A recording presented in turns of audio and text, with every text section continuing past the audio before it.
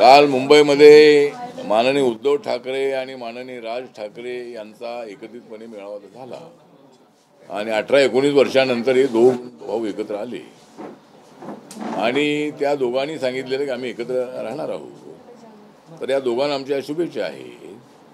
पण माननीय उद्धव ठाकरे यांना माझा सवाल आहे की ज्या बाळासाहेब ठाकरे यांनी उत्तर भारतीय विंग सेना सुरू केली होती, साऊथ इंडियाची सेना त्यांची सुरू होती, त्याचबरोबर गुजरातीची सेनाही होती, म्हणजे त्यांच्या शिवसेनेच्या शाखा होत्या. तर आता राज ठाकरे तर मराठीशिवाय इतर भाषेला सगळा विरोध करत आहेत. त्यामुळं उद्धव ठाकरे हे राज ठाकरेसोबत कसे जाऊ शकतात? तरीसुद्धा ते गेलेले आहे. त्यामुळं बाळासाहेब ठाकरेंच्या विरोधामध्ये उद्धव ठाकरे भूमिका घेत आहेत. उद्धव ठाकरेंनी राज ठाकरेंसोबत नाही जायला पाहिजे आणि त्यांनी बाळासाहेबांची जी भूमिका आहे ती घेणं अत्यंत आवश्यक आहे. दुसरा प्रश्न माझा असा आहे की ज्या लोकांवर दादागिरी केली जात आहे, मराठी बोल नाही तर तुझ्या थप्पड मारतो, तर मराठी बोलणारे असंख्य लोक आहेत मुंबईमध्ये. मी बघितले south Indian, north Indian, Gujarati, Punjabi, Bengali असे अनेक लोक जे आहे, हे लोक तिथली मुलं अनेक लोक मराठी बोलतात आणि त्या पद्धतीनं मला असं वाटतं की अशा पद्धतीची हिंदू समाजावर दादागिरी करत असताना उद्धव ठाकरे यांना माझा सवाल आहे की आपण कशी त्या राज ठाकरेंसोबत जात आहे. आपण ज्या राज ठाकरेंनी अशा पद्धतीची दादागिरी केलेली आहे आणि दादागिरी करायची असेल तर आम्ही दादागिरी करू शकतो. त्यामुळं मुंबईच्या इमेजला धक्का लावण्याचं काम त्यांच्या वतीनं सुरू आहे. मुंबई देशाची आर्थिक राजधानी आहे. तिथं लाखो लोकांना रोजगार मिळालेला आहे आणि रोजगार देणारे मराठी उद्योगपती तर आहेतच आहेत, पण नॉन मराठीसुद्धा अनेक उद्योगपती मुंबई शहरामध्ये आहेत आणि त्यामुळे मुंबईचं जे नाव आहे ते साऱ्या देशामध्ये आर्थिक राजधानी म्हणून आहे.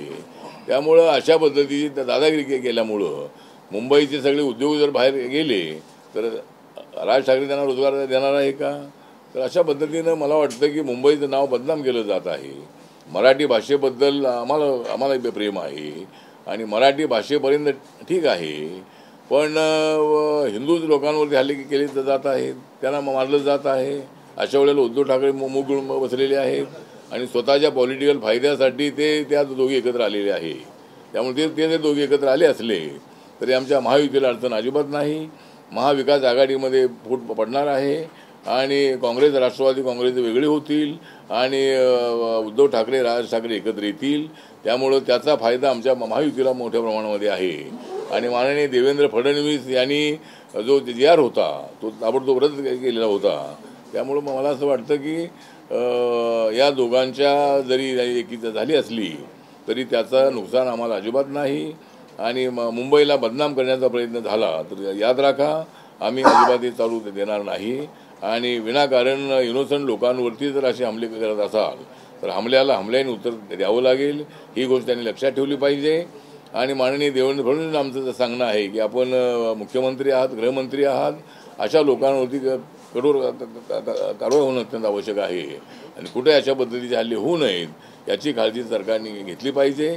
अशा पद्धतीची आपली मागणी आहे.